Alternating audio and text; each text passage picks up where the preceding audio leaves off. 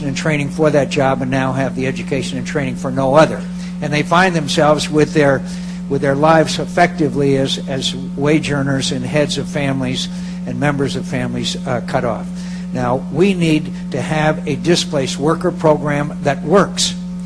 And we have unemployment insurance and we have displaced worker programs. We have a half a dozen of them in America, and none of them work. And we need to go to our community colleges. And we need to have those community colleges design and implement education and training programs so that these people can re-enter the workforce and have another chance. My friends, I don't know. I'm sure you know a lot of these things. 1.3 million people in the world today make a living off eBay. Ask Meg Whitman how many there was 10 years ago when she took over as the CEO of eBay. It was in the thousands. So we are going through a technological revolution. It's called an information technology revolution, and it's not that much different as far as its effects worldwide as the Industrial Revolution was. In the Industrial Revolution, we left people behind. Maybe you could do that in those days. I don't know. But we can't do it today.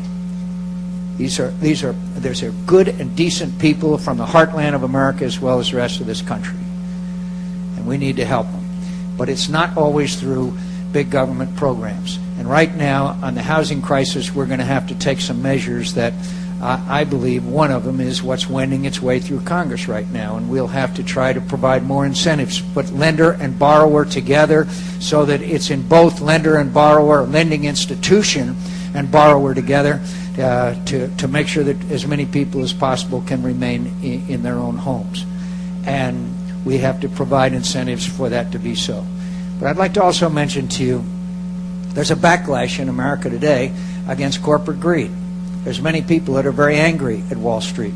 There's many people that are angry at when they see the CEO of Countrywide get a $20 million bonus just to stay in his job, while they are struggling to keep their families together. They're angry when they see that the CEO of Bear Stearns decides to jump into the market and make a little extra money off the shares that he has accumulated over the years, instead of just taking the how many millions that he was going to get anyway. And my friends, we have to have some changes in the way corporations do business, in my view. And one of them is to make a chairman and CEO separate.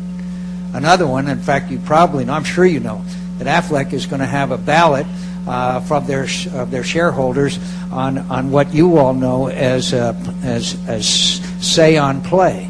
Say on play. That stockholders will have say on pay. Stockholders will have a non-binding resolution as to what CEOs and other corporate officers' pay will be. It will be non-binding, but it will be the first time that shareholders have a direct input into that.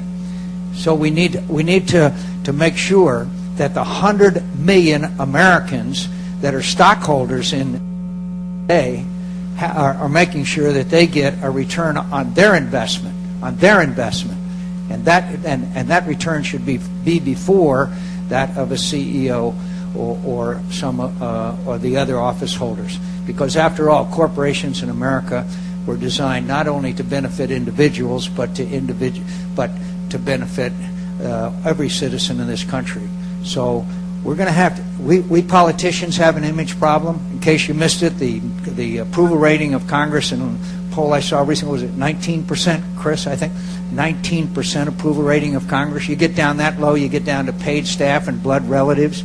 But the point is that corporate America's got a problem too. And part of this repair as we go through as our economy, in my view, those measures have to be taken as well.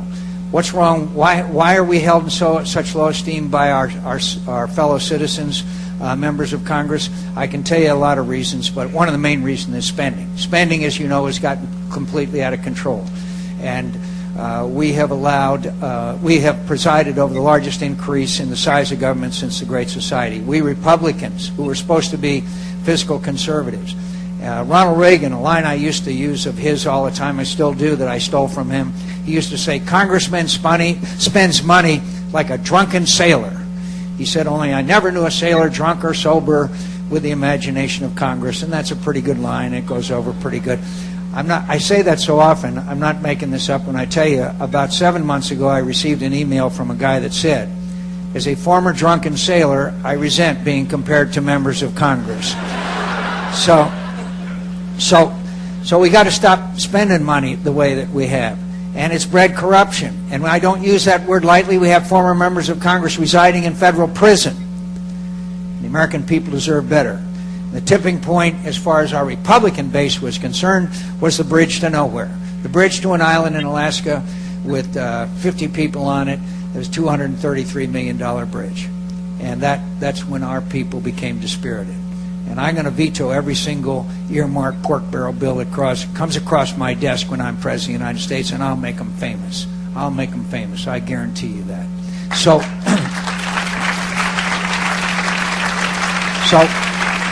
let me mention, there's many issues I'd like to cover with you, but let me mention one more before I talk to you about General Petraeus' appearance yesterday before the Senate. He appears before the House of Representatives today.